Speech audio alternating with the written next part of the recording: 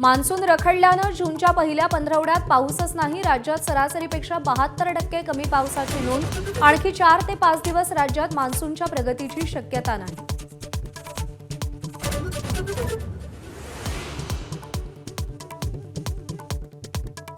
मुंबईकरांवर पाणी टंचाईचं संकट आणखी गडद. मुंबईतल्या धरणांमध्ये अवघा 10% साठा.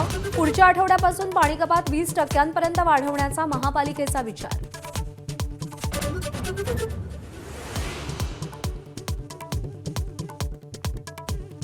महागाईचा आणखी एक भडका. पुण्यात सीएनजी आणि पीएनजी महागलं.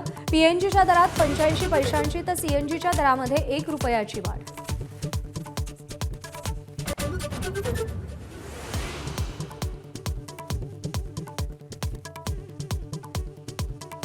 तब्बल 20 वर्षांनंतर काँग्रेस नेते पवनराजे निंबाळकरांच्या हत्येचा निकाल आज लागण्याची शक्यता.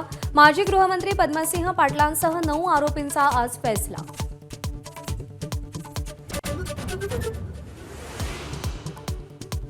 ज्यांना जायचंय त्यांनी खुशाल जावं. खासदारांसोबतच्या बैठकीत उद्धव ठाकरेंचा संताप.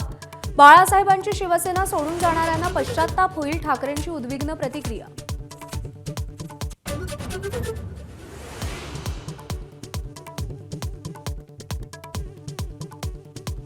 बावीस जूनला ठाकरेंच्या शिवसेनेच्या सगळ्या आमदारांची उद्धव ठाकरेंनी बैठक बोलावली. खासदारांनंतर आमदारांशी उद्धव ठाकरे संवाद साधणार. पावसाळी अधिवेशनाच्या पार्श्वभूमीवर मार्गदर्शन.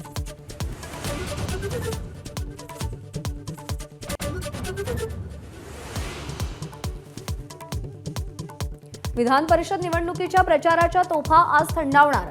17 पैकी 6 जागांवर महायुतीचे उमेदवार बिनविरोध विजयी तर 11 जागांवर 18 तारखेला मतदान.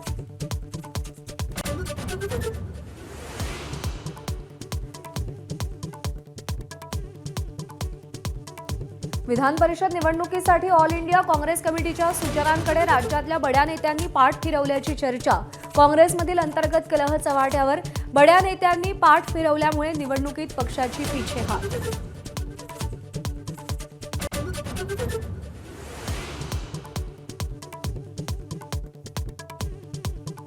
तृणमूल काँग्रेसच्या 20 बंडखोर खासदारांची कल्याण बॅनर्जींना बडतर्फ करण्याची मागणी. संसदेच्या आवारात अपशब्द वापरले, गैरवर्तन केलं असा आरोप. लोकसभा अध्यक्ष ओम बिर्लांच्या कारवाईकडे लक्ष.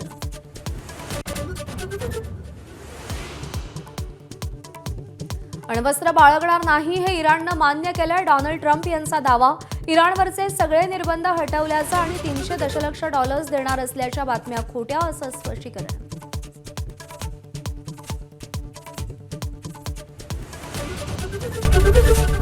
एबीपी माझा, उघडा डोळे बघा नीट.